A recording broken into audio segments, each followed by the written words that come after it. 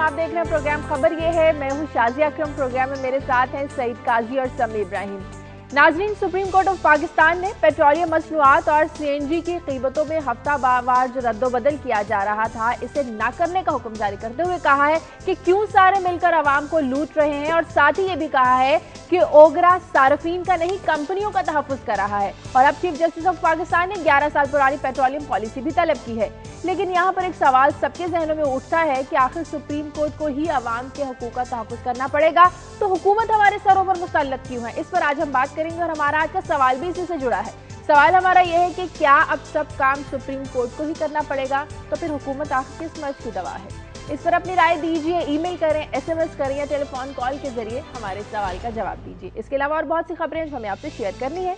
सबसे पहले काजी साहब से पूछते हैं। शाजिया, कल हज स्कैम की हेयरिंग भी हुई और बड़ी और इंटरेस्टिंग डिटेल्स सामने आई और तकलीफदेह डिटेल्स भी कि कुछ सऊदी बाशिंदे भी इसमें इन्वॉल्व हैं और उन तक हमारी रसाई नहीं हो सकती, क्योंकि जब सऊदी ऑफिशियल से रब्ता किया गया तो उन्होंने कहा कि ये हमारे लोगों का मेन सोर्स ऑफ अर्निंग है जो हज है, तो इसलिए एक जो अहम कैरेक्टर फैज़ अहमद वो उस तक रसाई नहीं हो सकती। मगर यहाँ भी ये मामला है कि फिर शिकायत की है FIA ने कि जी कोऑपरेशन नहीं हो रहा, ख़ास तौर पर जो रऊफ़ शकील साहब की अपॉइंटमेंट के ज़िम्मन में हम जानना चाहते हैं कि कौन था वो। ज़ैन सुखेरा साहब थे जो पहले प्राइम मिनिस्टर हाउस में रहे, तो कोऑपरेशन नहीं आ रहा, तो ये क्यों जेब काटी जाती है, यही जानना चाह रही थी सुप्रीम कोर्ट। तो इसमें क्या डिटेल्स है, इस पर बात करेंगे। और फिर एक और अहम डेवलपमेंट, ये जो कराची में आग लगी थी गारमेंट फैक्ट्री में, पता चला है और बल्कि एक जर्मन अखबार में भी इसकी तफसील आई है कि ये 90% जो यहाँ गारमेंट्स बनती थी, ये वो जर्मन फैक्ट्री तकरीबन 15-16 यूरो में वो एक पेंट बेचती थी। मगर यहाँ पे आलम यह था कि बहुत से लोगों के पास कॉन्ट्रैक्ट्स नहीं थे और कोई सेफ्टी मेजर्स नहीं थे, और इस पे उनको जब कांटेक्ट किया गया तो पहले तो उन्होंने इनकार किया। अब उन्होंने बड़ा एक हातम तैयब की कब्र पे लात मार के कहा है कि लेस दैन $2000 वो एक वर्कर को देंगे। मगर इसके साथ एक इंटरेस्टिंग डिबेट और शुरू हो गई है कि यहाँ जो गारमेंट्स एक्सपोर्टर्स हैं वो कह रहे हैं, वो दे आर क्राइंग फाउल, और वो इस पे बात कर रहे हैं कि क्या होने चाहिए राइट्स एक वर्कर की, और बांग्लादेश में क्या है और यहाँ क्या है, और एक वर्कर को कितने पैसे मिलते थे एक दिन में, और उसके बदले उसको कौन सी कंडीशंस मुहैया थी जो अनसेफ थी। इस पर बात करेंगे। एक कंट्रोवर्सी डेवलप करी। और फिर शाजिया, जब ये मामलात होते हैं, जब सरकार लोगों का ख्याल नहीं रखती और 5-6-7 हज़ार रुपये पे लोगों को मौत के मुंह में डाल देते हैं काम के बहाने हम, और फिर ऊपर से ऑयल कंपनियां जेब काटने आ जाती हैं, तो उसका नतीजा और भी निकलता है, जैसे आज मिसराल में हुआ कि बच्चों ने बाप से मांगी, ईद की फरमाइश की और वो पंखे से झूल गया। दैट इज़ एक चेन है। मैं समझता हूँ इन सारी खबरों में एक रिश्ता। और आखिर में असलम बेग साहब ने बड़ा दिलचस्प बयान दिया, फरमा रहे हैं कि जनाब ये जो सुप्रीम कोर्ट की वर्डिक्ट आई है ये हमारे खिलाफ, यानी उनके खिलाफ और अपोजिशन के खिलाफ एक साजिश है। तो गोया मैंडेट चुरा लेना, लोगों की जो विल है और लोगों को और अपनी मनपसंद हुक्मरान ले आना एस्टेब्लिशमेंट के, ये साजिश नहीं है इस मुल्क के अवाम के खिलाफ। इस पर बात करें। अच्छा शाजिया, एबटाबाद कमीशन की रिपोर्ट बड़े अरसे से इंतज़ार है। अब खबरें हैं कि ईद के बाद उसको पेश कर दिया जाएगा। कुछ हिस्से मीडिया ने उसके शाये किए हैं जिनमें 2-3 चीज़ें सामने आई हैं कि वो वाक़या, ये बात इसको तस्लीम किया गया कि वाक़तन 2005 के बाद उसामा बिन लादेन वहीं पे रह रहा था। बड़ी थ्योरीज थी कि कहीं से पकड़ के ले आए यहाँ पे मार के, तो उसको शो कर दिया कि वो एबटाबाद में था, वो तो यहाँ पे था ही नहीं, जैसे लोग कहते हैं तालिबान है ही नहीं। तो वो एक उस पर बात करूँगा कि और उसमें क्या हमें तवक्को है कि किस किस्म के इंकशाफात जो है मीडिया रिपोर्ट कर रहा है इस एबटाबाद कमीशन की रिपोर्ट के हवाले से। फिर शाजिया, एक हमने सुना था कि अजमल पहाड़ी नामी एक दहशतगर्द गिरफ्तार हुआ है और उसने एतराफ़ किया, कितने की भी खबर आई सारी पूरी। अब सुप्रीम कोर्ट को यह बताया गया है कि तकरीबन तमाम केसेस में उसकी ज़मानत मंजूर कर चुकी है अदालत, और उसकी वजह ये बताई गई है वहाँ पर एक मुकदमे की समाअत के दौरान कि जनाब वो जो कोई भी उसके खिलाफ एविडेंस नहीं है, कोई विटनेस उसके खिलाफ जो है वो अदालत में आने के लिए तैयार नहीं है। तो इसलिए तो इस पर देखेंगे कि हमारा ये जो लीगल सिस्टम है, ये क्या जो कातिल हैं इस तरह के, क्या उनको भी पकड़ने में मुआवन साबित हो सकता है, उसमें मददगार है, या उनकी प्रोटेक्शन के लिए है। फिर एक भलवाल से हमें खबर मिली है कि वहाँ पर शहबाज शरीफ साहब गए थे, तो उन्होंने एक इंडस्ट्रियल स्टेट बनाने का ऐलान किया था, लेकिन अब वहाँ पर लोगों का ये एहतजाज है कि जो कब्रिस्तान है उनको इस स्टेट में शामिल करके, तो लोगों के बुज़ुर्गों की कब्रें हैं वहाँ पर, तो उस पूरे जो कब्रिस्तान है उसको मिसमार किया जा रहा है। और फिर काई साहब आज जिक्र करेंगे कि क्या इस दफ़ा भी ईद पर آپ اپنے دوستوں کو موبائل ٹیلی فون پر بات کر سکیں گے یا نہیں، کیونکہ رحمان ملک صاحب نے کہا ہے کہ ہم غور کر رہے ہیں کہ کچھ شہروں میں تو کم از کم ضرور موبائل سروس بند کر دی جائے، کیونکہ جو دہشت گرد ہیں وہ انہیں موبائل فونز کے ذریعے دہشت گردی پھیلاتے ہیں۔ ٹھیک ہے، ان تمام خبروں پر ایک بریک کے بعد بات کریں گے، لیکن بریک سے پہلے جائیں ہم آپ کو دکھاتے ہیں کہ اس وقت خانہ کعبہ میں غلاف کعبہ کو تبدیل کیا جا رہا ہے۔ آئیے آپ کو دکھاتے ہیں۔ اس وقت آپ یہ لائیو مناظر دیکھ رہے ہیں۔ 25 لاکھ عازمین کی آمد کے ساتھ ہی مینا میں دنیا کی سب سے بڑی جو خیمہ بستی ہے وہ آباد ہو گئی ہے، اور عازمین حج جو ہیں وہ اپنے فرائض پورے کر رہے ہیں۔ اس وقت غلاف کعبہ کو تبدیل کیا جا رہا ہے، اور اس سال تقریباً 1,80,000 پاکستانی جو ہے وہ حج ادا کریں گے، اور مینا میں پاکستانی خیموں کے باہر ہم آپ کو بتائیں کہ اس بار پاکستانی پرچم بھی لہرائے جا رہے ہیں۔ عازمین دن رات اللہ تعالیٰ کی عبادت میں مصروف ہیں، اپنے لیے دعائیں کر رہے ہیں، اپنے ملک کی سلامتی کے لیے دعائیں کی جا رہی ہیں۔ اس وقت آپ مکہ مکرمہ سے لائیو مناظر دیکھ رہے ہیں، غلاف کعبہ کو تبدیل کیا جا رہا ہے۔ لاکھوں فرزندان اسلام ہیں جو حج کی سعادت حاصل کرنے کے لیے اس وقت یہاں پر موجود ہیں۔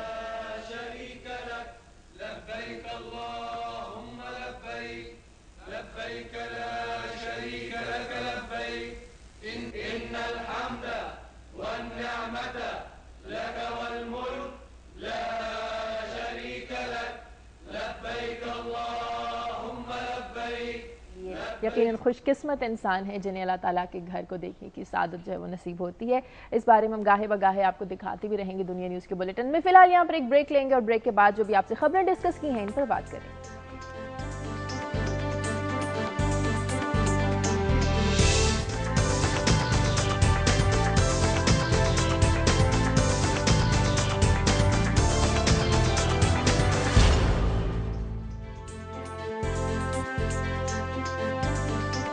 بریک کے بعد خوش آمدید۔ کل سپریم کورٹ آف پاکستان نے پیٹرولیم مصنوعات کی قیمتوں میں ہر ہفتے جو رد و بدل کیا جا رہا تھا، پالیسی بنائی جا رہی تھی، اس کو رد کرتے ہوئے کہا ہے کہ ہر ہفتے اس میں تبدیلی نہیں کی جا سکتی۔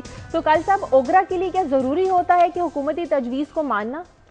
دیکھیں، ایک ریگولیٹری باڈی ہے، اس کے لیے حکومتی تجویز یا کوئی بھی پریشر اس کے لیے نہیں، بلکہ جو لاز ہیں ان پلیس اس کے تحت وہ ریگولیٹ کرے۔ مگر میں اس خبر میں جو اہم بات بتانا چاہ رہا ہوں وہ یہ کہ یہ جو سی این جی کا انہوں نے ڈرامہ رچا رکھا تھا، سی این جی کی جو موسٹلی جو ہماری ہے وہ گیس انڈیجنس ہے، مقامی ہماری اس کو آپ نے ریلیٹ کیا ہوئے پیٹرول کے ساتھ، تو وہاں پہ بیسیکلی جو حکومت کو ڈیفینڈ کرنے والے وکلاء حضرات تھے وہ لنک اسٹیبلش کیسے کرتے؟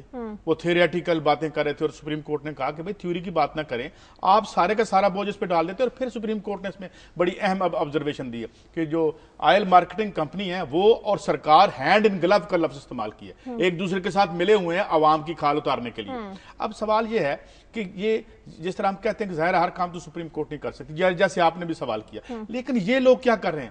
جہاں ان کو ہم ہاتھ ڈالتے ہیں پتہ چلتا ہے یہ سرکاری ادارہ نہیں، آرگنائزڈ کرائم ہے against the people of Pakistan, جن کو ریپرزینٹ کرنے کا یہ دعویٰ کرتے ہیں۔ تو یہ سپریم کورٹ نے بڑا رائٹلی پوائنٹ آؤٹ کیا ہے بھائی کہ بھئی آپ کیا کر رہے ہیں، یہ سی این جی کو اس کے ساتھ پیٹرول کی تو سمجھ آتی ہے نا، چلو پیٹرول انہوں نے باہر سے لیٹ کیا ہوا، اس کو بھی کھول کے دیکھیں۔ بھگوان داس صاحب کی رپورٹ انہوں نے اس کے ساتھ ایڈ کی ہوئی ہے، وہ دیکھ لیں وہ کیا کہہ رہے ہیں۔ اور بھگوان داس صاحب نے کہا تھا کہ یہ 17 روپے کے جی پہ دی جا سکتی ہے۔ تو یہ اتنی بڑی جو ہے مجھے سینیسزم لگتا ہے۔ لوٹ مار کا نظام دنیا میں رائج ہے ہر جگہ پہ، مگر کوئی تھوڑا بہت خیال رکھ لیتے ہیں جو سو کالڈ مہذب ملک ہے تاکہ کام چلتا رہے۔ یہاں یہ لگتا ہے کہ جیسے حکومت کے دن گنے ہوئے ہیں کہ بھائی جلدی کر لو کوئی۔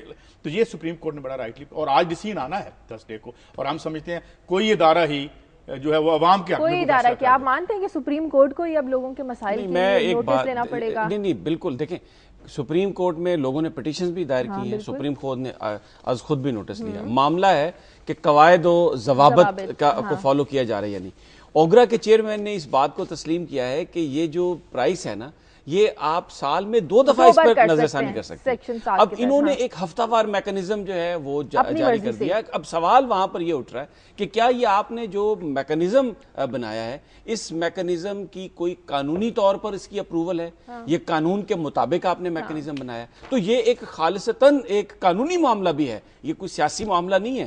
اگر قیمتیں بڑھانے کے لیے جو آپ کو قواعد و ضوابط دیے گئے ہیں آپ اس کو فالو نہیں کر رہے، تو اس کا مطلب ہے کہ آپ قانون کی خلاف ورزی کر رہے ہیں۔ تو اس میں اب جب اوگرا صرف 2 دفعہ کر سکتی ہے تو یہ جو آپ ہر ہفتہ قیمت بڑھا دیتے ہیں تو اس اس سے کی، ظاہر کیا ہوتا ہے؟ تو اس سے ظاہر یہ ہوتا ہے کہ قواعد کی خلاف ورزی کی جا رہی ہے. اس سے ظاہر یہ ہوتا ہے کہ یہ جو کچھ بھی آپ لوگوں پر ڈال رہے ہیں بوجھ، یہ غیر قانونی ہے. اور سپریم کورٹ نے اس میں بڑا رائٹلی اس کو پوائنٹ آؤٹ کیا ہے کہ اگر آپ نے قانون کی اب اس کو آگے تک جانا چاہیے. جن لوگوں نے قانون کی خلاف ورزی کی ہے، چاہے وہ منسٹر لیول کے لوگ ہیں، چاہے وہ پرائم منسٹر، چاہے وہ کسی لیول کے بھی ہیں، بیوروکریٹس ہیں، ان کو سزا ملنی چاہیے. بات یہاں تک نہیں ختم ہو جانی چاہیے، کیونکہ جب تک آپ کسی کو سزا نہیں دیں گے اس وقت تک یہ پریکٹسز تو ہوتی جائیں گی. اب سپریم کورٹ ایک پہلے واضح ڈائریکشن دے چکی ہے کہ کوئی بھی آفیسر جو ہے اس کا کام یہ ہے کہ وہ صرف جو قانونی جو احکامات ہوں گے اس کے سپیریئرز کے اس پر عمل کرے گا، جو غیر قانونی احکامات ہے اس کو نہیں عمل کرے گا. کل ایک اور بھی واقعہ ہوا جو آپ کی تفنن طبع کے لیے شاید اچھا ہو کہ وقار مسعود جو سیکرٹری پیٹرولیم میں، جب انہوں نے یہ کہا کہ اس حکومت نے پچھلی تمام حکومتوں کی زیادہ ریلیف دیا، تو وہاں کچھ لوگ مسکرا اٹھے. وہاں سے اس لیے نہیں سکتے تھے کیونکہ عدالت کا ایک ڈیکرم ہوتا ہے. چیف جسٹس نے کہا تو یہ آپ مدد کر رہے ہیں کہ ہر ہفتے آپ قیمتیں بڑھا دیتے ہیں. اس میں ایک اور بات بھی ہے، یہ جو جب آپ ہم کئی دفعہ اس پروگرام میں اس بات کا ذکر کر چکے ہیں. آپ کہتے ہیں جی کہ ہم نے آئل پرائسز انٹرنیشنل مارکیٹ سے لنک کر دی. بڑا اچھا کیا آپ نے لنک کر دی، لیکن بھائی اگر آپ یہ اس کا اگر مارکیٹ میں قیمت بڑھتی ہے اور پاکستان کی عوام کو بھی قیمت زیادہ دینی پڑتی ہے تو عوام قیمت زیادہ دینے کے لیے تیار ہیں. لیکن آپ نے جو 30-35 روپے پر لیٹر اپنے ٹیکس لگائے ہوئے ہیں، ان ٹیکس کو تو آپ نے جب ٹیکس لگائے تھے تو اس وقت آپ سبسڈی بھی دے رہے تھے بہت ساری چیزوں. مان لیا جی ٹھیک ہے، اب جب آپ نے وہ سبسڈی واپس لے لی ہے تو آپ ٹیکس کیوں لے رہے ہیں؟ تو یہ بھی ایک بہت اہم معاملہ ہے.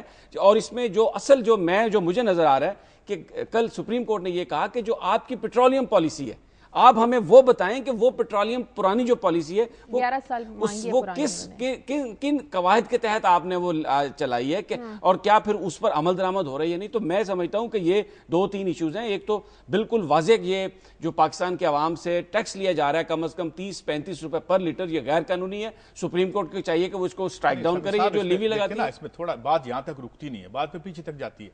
جب آپ نے امیر آدمی کو ٹیکس نہیں لگانا، اس کو ٹچ نہیں کرنا، تو پھر ریاست تو چلنی ہے نا. آپ کو اخراجات تو چاہیے. آپ کی جو آپ ساری امپورٹ اورینٹڈ اکانومی ہے، خام مال جو چیزیں یہاں بنتی ہیں خام مال آپ باہر سے لاتے ہیں، تو ریاست کو چلانے کا خرچہ تو کریں گے غریب آدمی.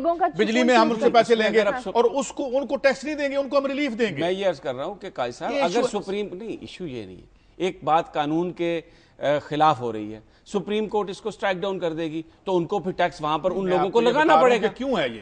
کیوں ہے؟ میں اگلی بات کرنا چاہ رہا ہوں، وہ تو ہے کیوں ہے، لیکن میں اگلی بات کرنا چاہ رہا ہوں کہ یہ ایک اچھی جانب ہم ایک شروعات کر سکتے ہیں. صاحب شروعات تو کر سکتے ہیں، پولیٹیکل ول ہے آپ کو اپنا ہٹ کرنے کا. یہ تو قانونی کام ہے نا، اس کا پولیٹیکل ول سے تعلق نہیں ول ہے. آپ ووٹ لے کے آئے، آپ روٹی کپڑا مکان کی بات کرتے تھے. اب روٹی کپڑا مکان 6-7 ہزار روپے آپ نے تنخواہ رکھی ہوئی ہے، اس میں سے یہ کارٹلز آ جاتے ہیں. یہاں یہ نہیں پتا کہ انڈے کی قیمت کون، جو آج مجھے کوئی بتا رہا تھا پتہ نہیں کتنے کا 100، وہ ان کو ہم نے ریگولیٹ نہیں کرنا. ان کی 6-7 ہزار روپے میں بھی چوری چھوٹی چھوٹی جاری. اور پھر جب ریاست چلانی ہے، ریاست تو چلانی ہے. اب ریاست چلانے کے لیے ان کو آپ نے ہاتھ نہیں لگانا. کیونکہ ہم جمہوری ہیں تو جمہور سے پیسے ہم جمہور سے لیں گے. یہ جمہوری ہے کہ سپریم کورٹ اس طرح کے آرڈر کر رہی ہے، سپریم کورٹ انڈیپینڈنٹلی کام کر رہی ہے. ڈکٹیٹرشپس میں سپریم کورٹ اس طرح انڈیپینڈنٹلی ڈیسیژن نہیں لیتی. یہ جمہوریت کا ہی حسن ہے اور اسی کی کمال اور اسی کی خوبی ہے کہ آج سپریم کورٹ آزادانہ طور پر بات کر رہی ہے ایشوز پر اور فیصلے لے رہی ہے. اور چیف صاحب کہہ چکے ہیں بار بار کہ سپریم کورٹ جو ہے وہ کوئی جمہوریت کے خلاف نہیں ہے، کسی کو ڈی سٹیبلائز نہیں. سسٹم میں جو خامی ہے ایک ایک کر کے اب اگر سٹرائک ڈاؤن کرتی ہے سپریم کورٹ کہ یہ جو 30-35 روپے آپ انلیگل ٹیکس بھی وصول کر رہے ہیں اس کو بند کریں، تو بھائی کتنی اس کی قیمت کم آ جائے گی. تو یہ جمہوریت کی بات ہے نا. ڈکٹیٹر بیٹھا ہوگا تو وہ ایک اڑا دے گا. کون ہے جو جمہوریت کے نام کے اوپر بیٹھے ہوئے ہیں؟ سپریم کورٹ نے اگر ان سے ہمارے رائٹس دلوانے ہیں تو یہ کون ہے آپ کے جمہوری؟ یہ ہم سے جو ووٹ لے کے گئے ہیں یہ کس کام کی دوا ہے؟ اس کا تو ایک ہی حل ہے نا کہ آپ آئندہ انتخابات میں ووٹ مت دیں. سپریم کورٹ پہ ہر چیز کیا کرے سپریم کورٹ؟ ان کا کوئی کام نہیں ہے. نہیں، سپریم کورٹ کا تو یہ کام ہے کہ جو قواعد و ضوابط کی خلاف ورزی ہے اس کو روکے. بھائی باقی اداروں کا بھی کوئی کام ہے یا نہیں؟ وہ فیل ہو رہے ہیں نا. تو فیل نہیں ہو رہے، اپنے آپ کو سیلف انریچمنٹ کرنے میں تو فیل نہیں ہو رہے. اپنے اعزاز کے لیے ڈیلیور کرنے کے لیے تو فیل نہیں ہو قاضی صاحب جو رہے, اپنے مکانات بنانے کے لیے اور محلات بنانے میں تو فیل نہیں ہو رہے, عوام کو ریلیف دینے میں فیل ہو رہے ہیں. یہ عجیب بات تو میں وہی عرض کر رہا ہوں نا, جب اگر عوام کو ریلیف ان اداروں سے نہیں مل رہا, ان سیاستدانوں سے نہیں مل رہا, الیکشن کی آمد ہے 2-4-5 مہینے کے بعد, یہ سارے کے سارے. جب چینی کی قیمتیں بڑھی تھی سپریم کورٹ نے اس پر بھی تو نوٹس لیا تھا, انہوں نے کہا تھا جی منڈی جو ہے منڈی اور سپریم کورٹ کو کیا ہر کام نہیں کر سکتی سپریم کورٹ. سپریم کورٹ جو فنکشنز ایگزیکٹو کے ہیں, جو ایک الیکٹڈ ڈیموکریسی میں جو ایک ایم این اے ہے یا جو ایک الیکٹڈ نمائندہ ہے, جو اس لیے ہے کہ پروٹیکٹ کرے ایک آدمی کے مفادات, وہ 19 جج سپریم کورٹ کے کیا کریں گے؟ ہر کام وہی کریں گے. کام ان کے سر پہ ڈال دیں, ان کا کیا کام؟ 19 ہیں جتنے بھی ہیں. نہیں, بات یہ ہے کہ یہ بالکل ان کی صحیح بات ہے, جو انتظامیہ کا کام ہے وہ انتظامیہ نے کرنا ہے, لیکن کچھ کام جب انتظامیہ غیر قانونی طور پر کر رہی ہے, واضح طور پر جو آپ کے لکھے ہوئے قوانین ہیں ان کی خلاف ورزی کر رہی ہے, تو اس کا forum supreme court of Pakistan ہے. اگر جان بوجھ کر آپ غلطی کرتے ہیں تو اس کی سزا کیا ہے؟ قانون میں درج ہے, چاہے غلطی جان بوجھ کے ہو یا غلطی ویسے ہو, سزا درج ہے. اور ایف آئی اے ابھی میں سٹوری دوں گا, وہ کہہ رہی ہے جی ہم جاننا چاہتے ہیں روش شکیل کو کس نے ڈی جی آج لگایا تھا, ہمیں بتاتے ہی نہیں آپ کا اسٹیبلشمنٹ ڈویژن. تو سب کچھ یعنی جان اگر بوجھ کر سپریم کورٹ کچھ پن پوائنٹ کرنے کی کوشش بھی کرتی ہے, اس کے راہ میں بھی ہم کھڑے ہیں, عوام کو رائٹس دینے ہیں, اس کے راہ میں بھی ہم اختیار ہے کہ وہ اسٹیبلشمنٹ ڈویژن کو بلا سکتی ہے. سپریم کورٹ وہ آئیں گے, کھڑے ہوں گے, پھر چلے جائیں گے, کام نہیں کریں گے. سپریم کورٹ نے آخر جو ہے اکیلے تو کچھ نہیں کر سکتی نا, اگر ایگزیکٹو اس کو مدد نہیں کرتی. میں یہاں پر قاضی صاحب آپ کی توجہ چاہتا ہوں, آپ پھر خفا ہو جاتے ہیں. بات یہ ہے کہ جو ایک پرائم منسٹر ہے پاکستان کے, ایک سوئس خط کا معاملہ تھا, سپریم کورٹ نے یہ فیصلہ دیا کہ جناب آپ نے یہ خط لکھنا ہے. یوسف Raza Gilani elected prime minister تھے, ان کو گھر بھیج دیا سپریم کورٹ نے, بالکل انہوں نے سپریم کورٹ نے ڈیسیژن دیا, گورنمنٹ نے مانا. اب اگر اسٹیبلشمنٹ ڈویژن کو سپریم کورٹ بلائے گی اور اس معاملے پر سٹرائک ڈاؤن کرتی ہے, میرا نہیں خیال کہ کوئی طاقت روک سکتی ہے. پر انہوں نے عمل کیا ہے, ہم پہ کوئی احسان نہیں کیا, کوئی مہربانی نہیں فرمائی. اس وقت گیلانی صاحب از ناٹ انڈر ڈسکشن. اس وقت سپریم کورٹ میں یہ عرض کر رہا ہوں کہ سپریم کرپشن پتہ چلے کہ ڈی جی حج کس نے لگایا تھا, اس وقت پرائم منسٹر گیلانی صاحب تھے. دیکھیں نا, دو چیزوں کو غلط ملت نہ کریں. اگر وہ چلے گئے ہیں تو قانون تھا, انہوں نے ہماری ذات پہ کوئی احسان نہیں فرمایا. اب یہ کیس ہے ہمارے سامنے, اب اس کی بات کریں. فلاں سانے میں انہوں نے بڑا اچھا کیا ہوگا, بڑا اپریشیٹ کرتے ہیں. اب ہمیں بتائیں کہ چھوٹی چھوٹی بچتیں کر کے اس ملک کے غریب لوگ دیار ادھر جاتے ہیں اپنے برگزیدہ مقامات پر ملنے کے لیے, آگے کان مین بیٹھے ہوئے ہیں, آگے چور بیٹھے ہوئے ان کی جیب کاٹنے کے لیے. ہمیں ان کے بارے میں بتائیں, ہمیں یہ نہ بتائیں کہ کتنی عظیم حرکت کی تھی گھر جانے کے بعد. میں آپ کو کچھ نہیں بتانا چاہ رہا, صرف یہ بتانا چاہ رہا ہوں کہ سپریم کورٹ جو ہے وہ بڑی با اختیار کورٹ ہے, اور تھوڑا سا موقع دیں, یہ اسٹیبلشمنٹ کو بھی بلائیں گے. اور جس طرح یہ ایک صرف یہ فیصلہ ہی نہیں کیا, کل انہوں نے جو اسلام آباد ہائی کورٹ نے جو فیول ایڈجسٹمنٹ چارجز ہیں کہ ہر ہفتے جو آپ نے پیسے لیے واپس کریں عوام کو, اس پر بھی ہر ہفتے نہیں, وہ ہر مہینے فیول ایڈجسٹمنٹ جو چارجز بجلی آپ نے 4 مہینے پہلے خرچ کی ہوتی ہے, اس کی قیمت بڑھا کے پھر آپ کی جیب کاٹ. وہ غیر قانونی کام تھا, ہم اس پروگرام میں بارہا ڈسکس کر چکے ہیں. تو کورٹ نے ایک بڑا واضح اس میں فیصلہ دیا. اب وہ قانون کی خلاف ورزی ہے کہ جو آپ نے بجلی استعمال لوگوں سے کروا لی ہے, 4 مہینے کے بعد آپ انہیں کہتے ہیں کہ جناب وہ ذرا ہمارا خرچہ بڑھ گیا تھا تو اب آپ اتنے پیسے دیں. ایک بات لوگ پوچھ رہے تھے, پیسے واپس کیسے ہوں گے جنہوں نے خبریں سنی, اس کا میکینزم دیکھیں. ایک دفعہ اس سے پہلے لاہور ہائی کورٹ نے بھی ایسا ڈیسیژن دیا تھا, لیکن وہ پھر ڈیسیژن واپس ہو گیا تھا. اب میں امید کرتا ہوں کہ یہ جو ڈیسیژن ہے نا اسلام آباد ہائی کورٹ کا, یہ واپس نہیں ہوگا, اور فیول ایڈجسٹمنٹ چارجز کی مد میں جو لوگوں سے ایکسٹرا پیسے لیے گئے ہیں وہ لوگوں کو واپس, وہ ایک کیلکولیشن تو ہے نا کہ کتنے پیسے لیے, تو آنے والے بلوں میں جب ایک میکانزم لے ڈاؤن ہو جائے گا تو وہ پھر اس میں ایڈجسٹ کر دیے جائیں گے. میں صرف ایک بات کہنا چاہ رہا ہوں, میں نے یوسف رضا گیلانی کا حوالہ بھی یہ دیا تھا کہ اسٹیبلشمنٹ نے اگر کوئی انفارمیشن نہیں دی جو چیف جسٹس صاحب نے یا سپریم کورٹ نے مانگی ہے تو انہیں وہ دینی پڑے گی, کیونکہ سپریم کورٹ ایک با اختیار ادارہ ہے. اگر الیکٹڈ پرائم منسٹر گھر جا سکتا ہے تو یہ ممکن نہیں ہے کہ اسٹیبلشمنٹ وہ تمام جو تفصیلات مانگی جا رہی ہیں وہ ان کو سامنے پیش کرے. حسین عسکر صاحب نے کہا ہے جناب کہ ہمیں مانگ رہے, ہمیں نہیں دے رہے, وہ ہمارے ساتھ تعاون نہیں کر رہے, تو وہ اس پہ آرڈر کر دے گی نا سپریم کورٹ, بلا لے آرڈر کر دے گی. ہم نے کوئی قانون کی خلاف ورزی ہے, اور قانون کی مطلب ایف آئی اے کوئی کام نہ کرے, کوئی اور یہ بالکل روکتے رہے لوگوں کو, یہ جو ادارے ہیں, اور سپریم کورٹ اکیلی بیٹھ کے کر لے گی. بھائی وہ بیٹھی ہے, وہ کر لے گی, اور آپ امپیڈیمنٹس ڈالتے جائیں. قاضی صاحب یہ سسٹم اسی لیے بنایا گیا کہ جب یہ ادارے ڈیلیور نہیں, اسی لیے کورٹس بنائی گئی ہیں. ہمیں تو یہ لگتا ہے یہ سسٹم اس لیے بنایا گیا کہ روز ہماری کھال اتاری جائے, اور کھال اتارنے والے کو جب کوئی پکڑنے کی کوشش کرے. چیف جسٹس نے بھی کہا کہ سب مل کر کیوں لوٹ رہے ہیں, تو کل انہوں نے بھی کہہ دیا. بھائی ایک چیف جسٹس صاحب سپریم کورٹ جو عدالتیں موجود ہیں نا, جو لوگ کھال اتارنے کی کوشش کر رہے ہیں ان کو روک نہیں رہی, وہ یہ فیصلے آ نہیں رہے, وہ نہیں روک رہی ابھی تک, روک رہی ہے نا, رکاوٹ بن رہے ہیں اس کے راستے میں. کون رکاوٹ بن رہا ہے؟ بن نہیں سکتا. अगर कोई कोशिश भी करे ना, चले भाई कोशिश ये क्या मुझे बताएं, रेगुलेटरी अथॉरिटी अगर ओएमसी ये कह रही थी, ये ओएमसी अगर खाल उतार रही थी तो ये क्या कर रहे थे? ओगरा रोक देता तो ये क्या कर रहे थे? जरूरी तो नहीं इनके नीचे ये तौकीर सादक को प्रोटेक्ट कर रहे हैं। चलिए मुझे ब्रेक लेने दें, ब्रेक का वक्त वो गलत है ना, अगर उसको प्रोटेक्ट कर रहे हैं तो which is wrong, it is wrong. और ये जो हम बात कर रहे हैं, हम उनकी जो रॉन्ग डूइंग्स है उसको एक्सपोज कर रहे हैं। ब्रेक ले लो, ब्रेक के बाद वापस आते हैं।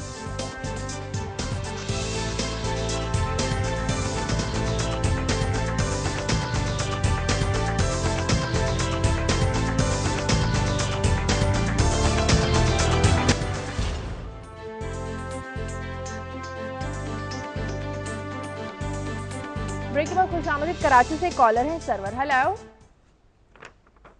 हेलो, अस्सलाम वालेकुम। जी वालेकुम सलाम। हाँ, मैं सरवर बोल रहा हूँ, पहले भी मैंने कॉल की थी। जी जी ये आज पेट्रोल के ऊपर मैं आपसे बात करना चाह रहा हूँ। जी जी कीजिए। ये पेट्रोल प्राइसेस जो होती हैं हमारे यहाँ, ये किसी स्टॉक एक्सचेंज से या लंदन स्टॉक एक्सचेंज से मंगवाया नहीं जाता, ये मंगवाया जाता है इनसे हुकूमतों से। उनके साथ सौदे होते हैं और ये सौदे होते हैं 3 माह या 6 माह पहले, और जो प्राइस तय कर दी जाती है उसकी वही अदा होती है, वही सारा कुछ होता है। यानी आज हम अगर उस वक्त ये हमने तय किया इसको $80 पर बैरल के हिसाब से, हम तो वो पे करेंगे ना। मार्केट में चाहे वो $120 की हो या $110 की, हम तो उनको $80 के हिसाब से पे, ज़्यादा आवाम से भी हमको $80 के हिसाब से लेना चाहिए। ये जो बीच में आ गया हफ्ते के बाद 15 दिन के बाद, ये सारी ज्यादती है। फिर ये है कि हमने तो पे करना है डॉलर में, सही है, हमसे ये रुपये में लेते हैं। ठीक है, यहाँ तो हमें बताएं हम डॉलर में खरीद लेते हैं, भाई जो डॉलर में आता है तो उस हिसाब से हम पे करें। ये सारा सिस्टम समी साहब और काजी साहब आप स्टडी करें, ये बहुत बड़े रिव्यू का मतकाशी है कि ये क्या कर रहे हैं। जो 3 माह पहले की प्राइस हम तय की है वो देनी है, वो हमसे आज की प्राइस ले ली जा रही है। ठीक है, इस्लामी स्टेट है कोई। बहुत शुक्रिया, ठीक है, बहुत शुक्रिया। ये उनकी बात बिल्कुल दुरुस्त है और इस पर हम कर चुके हैं, इस पर बात के ये जो प्राइस पे की जाती है हुकूमत की जानिब से या कंपनियों की जानिब से, वो बुनियादी तौर पर उसमें एक तो जो आवाम प्राइस पे करते हैं वो उस पर टैक्स लगा के उसको पे की जाती है। और ये जो इनका मैकेनिज़्म था कि हम उसको कर रहे हैं जी 15 दिन के बाद रिव्यू कर रहे हैं, फिर 1 हफ्ते के बाद, तो वो मैकेनिज़्म जो है वो एक्चुअली जो अगर कोई रियायत हुकूमत को मिलती भी है तो उसके जो फ़ायदे हैं वो आवाम को ट्रिकल डाउन नहीं होते। ये बिल्कुल उनकी बात दुरुस्त है। और मैं यही अर्ज़ कर रहा था कि कोर्ट को ये चाहिए, जब उन्होंने पेट्रोलियम पॉलिसी भी मंगवा ली है, तो ये जो टैक्सेस हैं जिनकी अब कोई ज़रूरत नहीं है, ये जिन चीज़ों के नाम पर, जिन चीज़ों की मद पर लगाए गए थे, वो मामला भी खत्म हो चुके हैं। तो इसको कोर्ट अगर स्ट्राइक डाउन करेगी तो इससे आवाम को एक भरपूर रिलीफ मिलेगा। कराची से एक और कॉलर है नुसरत। हेलो हेलो, अस्सलाम वालेकुम। जी अस्सलाम वालेकुम। मुझे कल के मौजू पे बात करनी थी कि वो जो मैंडेट की बात कर रहे थे कल, और कायरा साहब जो बहुत क्या नाम है प्रेस कॉन्फ्रेंस वगैरह कर रहे हैं, वो मुझे कहना था कि जी सबसे पहले मैंडेट जो चोरी किया था वो तो पीपल्स पार्टी ने किया था। आप 70 के इलेक्शन में कौन जीता था? अवामी लीग जीती थी। आप अवामी लीग को अगर मैंडेट उस वक्त दे देते तो ना पाकिस्तान के टुकड़े होते ना कुछ। ये तो उस वक्त किया था। और मतलब जिसे कहा जाए कि ये सब के सब सियासतदान ऐसे ही हैं। नून लीग के भी कोई अच्छे काम नहीं है, इनके भी आप देखें, इन्होंने जो क्या नाम है अरबों रुपए बाहर कैसे ट्रांसफर किए। मैं जाता हूँ एयरपोर्ट पे तो मुझसे तो पूछा जाता है कि जी आप कितने हजार रुपए ले जा रहे हैं। अरबों रुपए इन्होंने ट्रांसफर करके बिजनेस के लिए वहाँ बिजनेस चला रहे हैं, कैसे ट्रांसफर हो गए। और मतलब लाहौर में प्रॉपर्टी की वैल्यू ऑफिशियली एस्केलेट इसलिए की गई ताकि क्या नाम है अपने जो अरबों रुपए के जो लोन्स हैं वो क्या नाम है लोन्स को रिकवर किया जाए। अगर इन्होंने अरबों रुपए देने थे तो वो अब उल्टे बैंकों से अरबों रुपए वापस लेने इन्होंने। ठीक है, बहुत शुक्रिया सर साहब आपका। आपकी खबरों की तरफ आते हैं साहब। एक तो आज कैंप की कल हुई, उसमें बताया गया कि नहीं, एक उन्होंने जो अगर उनकी जो पॉइंट जो उन्होंने उठाया کہ الیکشن کا اور 70 کا ذکر کیا کہ عوامی لیگ کا مینڈیٹ یہ بات بالکل صحیح ہے کہ 70 کے انتخابات میں جو سب سے زیادہ نشستیں جس جماعت کی تھیں وہ عوامی لیگ تھی، لیکن اور یہ جو پاکستان دو ٹکڑے ہوا اس کی وجہ بھی یہ تھی کہ عوامی لیگ کو اقتدار منتقل جو اس وقت کے حکمران تھے وہ نہیں چاہ رہے تھے، جنرل یحییٰ خان حکمران تھے، اور اس کی بہت ساری وجوہات ہیں جو یہ اسٹیبلشمنٹ سمجھتی تھی، جو میں آج بھی کہتا ہوں کہ یہ سیاستدانوں کو جو آپ کہتے ہیں نا کہ یہ غدار ہیں اور یہ اس طرح سے نہیں، اس بنیاد پر ان کو سیکیورٹی رسک قرار دے کے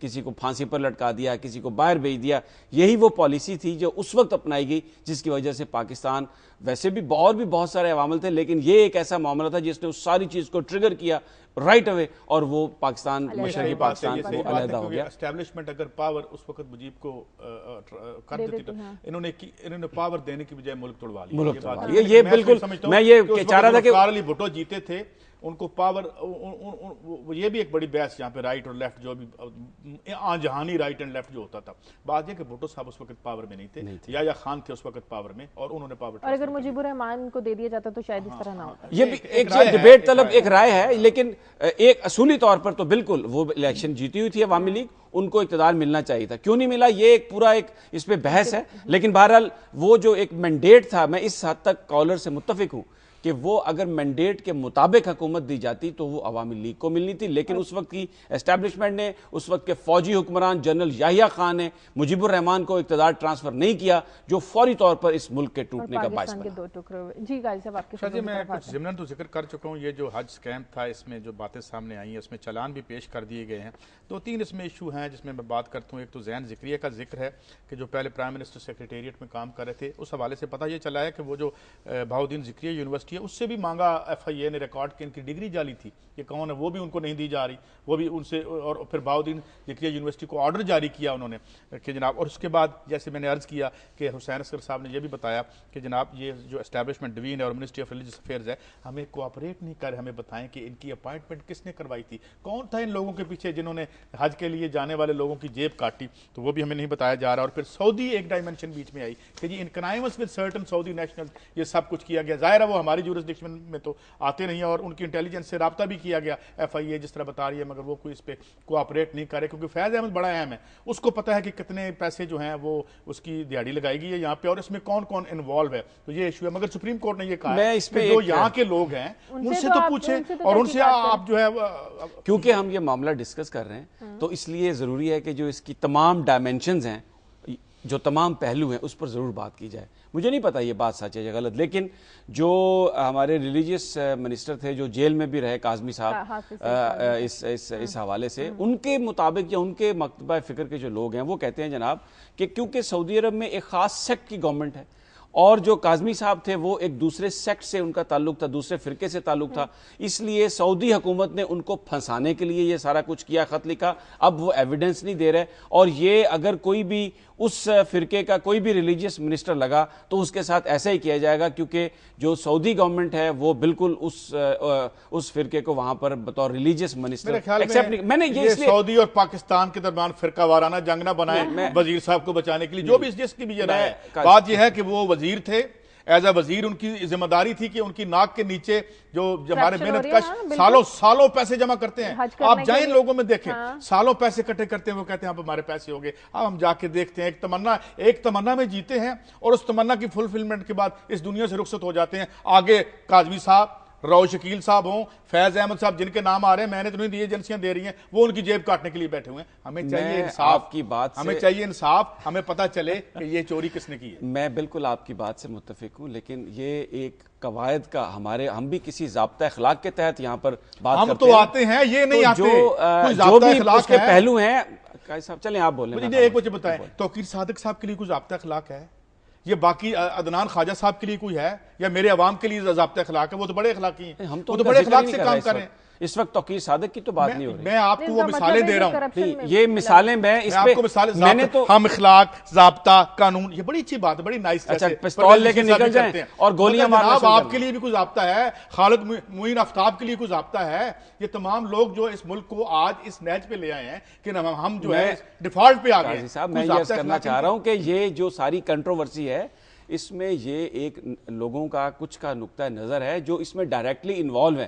تو یہ اخلاقی طور پر ہمارا فرض بنتا ہے کہ جب ہم ایک ڈسکشن کر رہے ہیں تو اس میں ان کا پوائنٹ آف ویو لے کے آئیں. باقی جو آپ بات کر رہے ہیں جو کرپٹ لوگ ہیں ان کو ضرور سزا ملنی چاہیے, اور ہم جو انصاف کا مطالبہ کرتے ہیں یہ پاکستان کے قوم کی آواز ہے, ہماری قوم کی, کہ انصاف ملنا چاہیے. میں یہ اسی انصاف کے حوالے سے اگر آپ اجازت دیں تو یہ اجمل پہاڑی صاحب ہیں, ان کا بھی میں ذکر کر لوں کیونکہ آپ تو صرف سیاستدانوں کو سزا دلواتے ہیں, جو اصل قاتل ہیں جنہوں نے 100 قاتل کیے ہیں ان کو عدالتیں چھوڑ رہی ہیں. نکلے تو ہم صحافت چھوڑ دیں گے, ان کو جو مرضی پیچھے نکلے, اس کو جو مرضی پیچھے نکلے, لیکن جس نے بندے نے اعتراف کر لیا اس کو عدالت. دیکھیں یہ جو کل جسٹس ظہیر جمالی صاحب ہیں سپریم کورٹ کے, وہاں پر دوران سماعت ڈی جی رینجرز بھی تھے, سب موجود تھے. تو ڈی جی رینجرز نے یہ کہا کہ ملزم امپورٹنٹ گفتگو کرتے ہوئے چھوٹ گیا. تو کورٹ نے پوچھا کون سا ملزم؟ انہوں نے کہا جناب یہ اجمل پہاڑی. انہوں نے کہا جی وہ کیسے چھوٹ گیا؟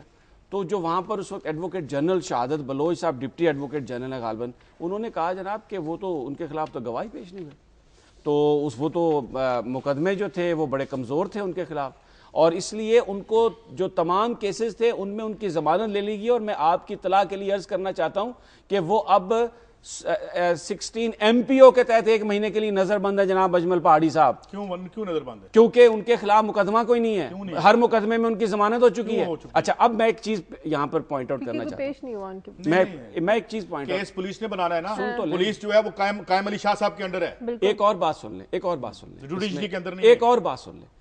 یہاں پر کیونکہ پاکستان میں کہا پوری دنیا میں تو یہ چیز موجود ہے جسے ہم کہتے ہیں وٹنس پروٹیکشن پروگرام, جس میں جب کچھ گواہ آتے ہیں کسی اس طرح کے ملزم کے خلاف گواہی دیتے ہیں تو اسٹیٹ کیا کرتی ہے, ان کو ایک نئی آئیڈینٹی دے کے ایک نامعلوم مقام پر ان کو آباد, ان کو ریہیبلیٹیٹ کیا جاتا ہے, ان کو پروٹیکٹ کیا جاتا ہے, ان کو سیکورٹی فراہم کی جاتی ہے.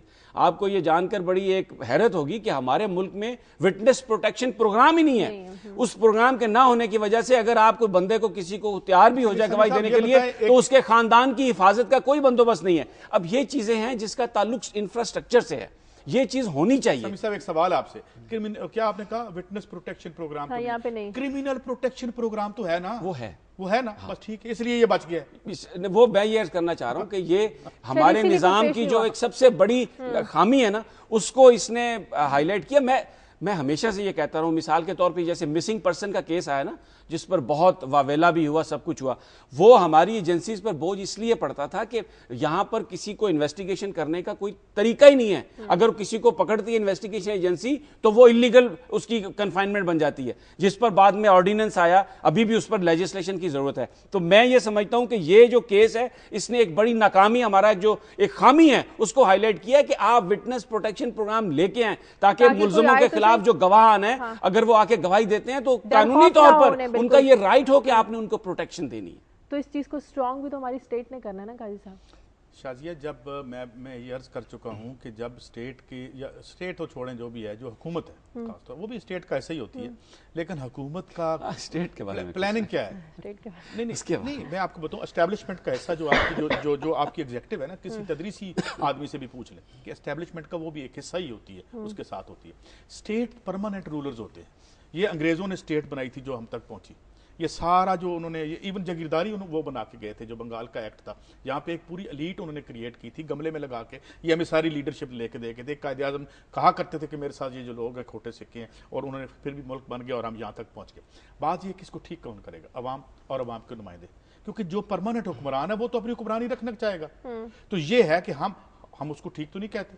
ہم نے ابھی کہا کہ ابھی انہوں نے بھی کہا, میں نے بھی کہا کہ ملک توڑا تو یحییٰ خان نے توڑا, وہ تو اسٹیبلشمنٹ کے نمائندے تھے, وہ الیکٹڈ آدمی تو نہیں تھے. ہم نے کہا کہ ذوالفقار علی بھٹو, میں ذاتی طور پر جو بھی طالب علم ہسٹری کا سمجھتا ہوں, بھٹو صاحب کی وہ اس میں نہیں تھی رسپانسبلٹی جتنی اس وقت کے حکمرانوں کی تھی. تو ہم تو ان کو جہاں پہ یہ ٹھیک ہے ہم ان کو سپورٹ کرتے ہیں, مگر جہاں ہم یہ سمجھتے ہیں کہ بھائی ان کا یہ کام ہے کہ یہ آج سپریم کورٹ کہہ رہی ہے کہ آپ اور O M Cs oil marketing company جو ہے ہینڈ ان گلو ہیں, تو میں بھائی کس پہ آگے پیٹوں؟ صحیح کہہ رہے ہیں, کس کے آگے رہوں؟ میں مجھے بتائیں نا, میں جی ایس کیو کے سامنے تو مظاہرہ نہیں کر سکتا. میں تو ان کو ہی کہہ سکتا ہوں کہ میں نے آپ کو ووٹ دیا. آپ یہ جو ہم بات کر رہے ہیں نا, یہ آخر کچھ لوگ تو دیکھ ہی رہے ہوں گے اس پروگرام کو, جو ہم یہ بات کر رہے ہیں, یہ جو ایکسپوز کر رہے ہیں, یہ ہم اپنا فرض ادا کر رہے ہیں, جو میڈیا کا فرض ہے. ہم لوگوں کو ایک پکچر دکھا رہے ہیں کہ آپ کے حقوق پر ڈاکہ کون ڈال رہا ہے اور آپ اپنے حقوق کو کس طرح پروٹیکٹ کر سکتے ہیں. تو یہ ہم اپنا کام کر سٹوریز کو کر لیں. ایک تو میں ایک سٹوری مس نہیں کرنا چاہتا جو فیکٹری بلیز والی سٹوری کراچی والی. اس میں ایک جرمن اخبار میں آج پڑھ رہا تھا رپورٹ کہ انہوں نے پہلے تو مانا ہی نہیں کہ جناب اس فیکٹری سے ہم سارا مال اٹھا رہے تھے. 90% فیکٹری جو KIK یا کک جو بھی نام ہے جرمن, شاید میں صحیح پروناؤنس کر رہا ہوں یا نہیں, تو ان کے پاس یہ مال جاتا تھا. وہ وہاں کا ایک لو پرائس ریٹیلر ہے جو 15-16 پاؤنڈ کی ایک پینٹ بیچتا تھا جو یہاں بنتی تھی. یہاں پہ 1.5 یورو ایک میکسیمم ویج تھی. 14 گھنٹے کام کرتا تھا یہاں پہ ورکر. 1.5 یورو یعنی 150-200 روپیہ 250 روپیہ کتنا بنتے ڈیلی, اس کے لیے وہ 14 گھنٹے کام کرتا تھا. موسٹلی یہاں جو 1500 لوگ ملازم تھے ان کے کوئی کانٹریکٹ نہیں تھے اور کوئی قانون نہیں تھا. اب کچھ انٹرنیشنل لاز بھی ہیں کہ وہاں سے اگر آپ چیز امپورٹ کرتے ہیں تو اس میں آپ نے دیکھنا ہے کہ وہاں کیا منیمم جو سیکورٹی اور سیفٹی کے میجرز ہیں, سٹیپس ہیں, لیے گئے ہیں یا نہیں لیے گئے. اب جو ایک سلیم شہزاد صاحب ہیں ہمارے ایکسپورٹر ہیں اس کے گارمنٹس کے, انہوں نے کہا جی ہمارا ایک بہت بڑا سیکٹر ہے, اب وہ ہم سے سوال پوچھ رہے ہیں تو یہ بڑا غلط ہے اور یہ ہے, اور ہم تو بہت ویج دیتے ہیں. بنگلہ دیش میں تو اس سے بھی کم ویج ہے بھائی, اس افریقہ میں اس سے بھی کم ہے, اس سے آگے کہیں اور بڑا ظلم ہو رہا ہوگا. یہ کوئی جسٹیفیکیشن نہیں ہے. اور ایکسپورٹ ٹھیک ہے, بڑا ایکسپورٹ ہونی چاہیے, لیکن بات یہ ہے کہ یہ جو آپ خام مال کے طور پہ ان مزدوروں کو استعمال کر رہے ہیں, they are using them like a raw material, تو آپ اپنے منافعوں کا ایک مناسب حصہ ان کی سیفٹی پر خرچ کریں. خود کہاں آپ رہتے ہیں, بنگلے آپ کے سوئٹزرلینڈ میں ہیں, آپ پر تو کوئی غربت ہم نے نہیں دیکھی. اور جو اس دولت کو تخلیق کرتے ہیں اپنی جان ہتھیلی پر رکھ کے, انہیں کہہ رہے ہیں جی 150 یورو 1.5 یورو ہم ڈیلی کا دے رہے ہیں, ہمارا ختم. نو, آپ نے ان کو پنجرے میں بند کیا ہوتا. یہ بانڈڈ لیبر تھی, ان کے پاس بھاگنے کا راستہ نہیں تھا. اور یہ بھی دیکھ لیں یہ یورپ کے جو ہیومن رائٹس کے چیمپئن بنے ہوئے ہیں, یہاں پہ اپنے خون اور پسینے سے جو پروڈکٹس ہمارے بچے اور ہمارے مزدور پیدا کرتے ہیں, ان کو وہ ادھر ان پہ منافع پہ بیٹھے ہوئے ہیں. اور آج پتہ چلا وہ بھی اس لیے کہ وہاں کے میڈیا میں چلا گیا, NGOز آرگنائزیشن سامنے لے کے آ گئی, تو اس فیکٹری والوں نے مانا ہاں جی اس طرح جو بانڈڈ لیبر یہاں ہو رہی تھی ایک قسم کی, اس سے ہم یہ سامان اٹھا کے پرافٹ کما رہے تھے. اور وہ $2,000 مانے ہیں. اچھا, فی کس $2,000 مانے. ایک یہاں کے ٹریڈ یونین لیڈر ہیں ناصر صاحب, وہ بتا رہے ہیں جی ہم ان سے بات کر رہے ہیں کہ یہ بہت کم ہے, آپ ان کو اور پیسے. میں اس میں یہ عرض کر دوں کہ انہوں نے بہت ساری کمپنیاں جو تھی وہ مال بناتی تھی, اور جو انٹرنیشنل قوانین ہیں وہاں پر ان ممالک میں جو رائج ہیں جن کو آپ بہت برا بھلا کہتے ہیں اکثر, اور کہتے ہیں کہ ٹوٹنے والے ہیں, برباد ہونے والے ہیں, وہ ان کا یہ کہنا ہے, ان کا یہ جوڑے رکھیں, ان کے قوانین ہیں کہ آپ اگر باہر بھی کسی ملک میں جا کر اپنی انڈسٹری لگاتے ہیں تو آپ انشور کریں گے کہ اس فیکٹری میں جو کام کرنے والے لوگ ہیں ان کو یہ مراد حاصل ہیں. کیونکہ میں سن لیں, کیونکہ وہاں کی حکومتیں جو ہیں وہ اپنے لوگوں کو وہ سہولتیں نہیں دیتی جو وہ ان کو دینی چاہیے. اچھا, اس میں ہوا کیا, میں نے ہم نے یہ خبر بھی کی اس میں کہ ایک انٹرنیشنل کمپنی ہے جو بیسیکلی ایسی تمام کمپنیز کے لیے کام کرتی ہے اور آ کے بتاتی ہے کہ وہاں پر کیا کیا سٹینڈرڈز ہیں. انہوں نے جعلی رپورٹس پیش کی. یہ بھی ایک سکیم آ چکا ہے, نیو یارک ٹائمز نے, ہم اس کو رپورٹ کر چکے ہیں کہ وہ جو کمپنی ہے جو ان مینوفیکچررز کو بتاتی تھی کہ ان کمپنیوں میں مزدوروں کے حقوق پروٹیکٹڈ ہیں, وہ اپنی رپورٹ دے چکی ہے کہ یہاں پر سیفٹی سٹینڈرڈز برابر ہیں, اس پر بھی انویسٹیگیشن ہو رہی ہے. اب میں ایک اور انفارمیشن میں اضافہ کروں کہ یہ جو انہوں نے فنڈ قائم کیا ہے کک نے, اس میں جو دوسرے ان کے ڈیزل ہے اور بھی بہت ساری امپورٹنٹ انٹرنیشنل کمپنیز ہیں جو وہاں سے مال بنا رہی تھی, وہ کمپنیاں بھی اس فنڈ میں اب کنٹریبیوٹ کریں گی. تو یہ ایک ابتدائی سٹیپ ہے, انہوں نے ایک فنڈ قائم کیا ہے جس میں آگے چل کر اضافہ ہوگا. لیکن اس نے بہرحال ایک اور چیز کی نشاندہی کی ہے کہ جو بین الاقوامی کمپنی جس کے ذمہ یہ کام تھا, اس نے پاکستان کی 100 کمپنیوں کے سرٹیفکیٹ دیے ہوئے ہیں کہ وہاں پر سیفٹی سٹینڈرڈز صحیح ہیں, وہ اس میں بھی کرپشن ہے, اور انہوں نے بھی اس میں یہ سکیم آیا باقاعدہ طور پر, اس کی بھی انویسٹیگیشن ہو رہی ہے.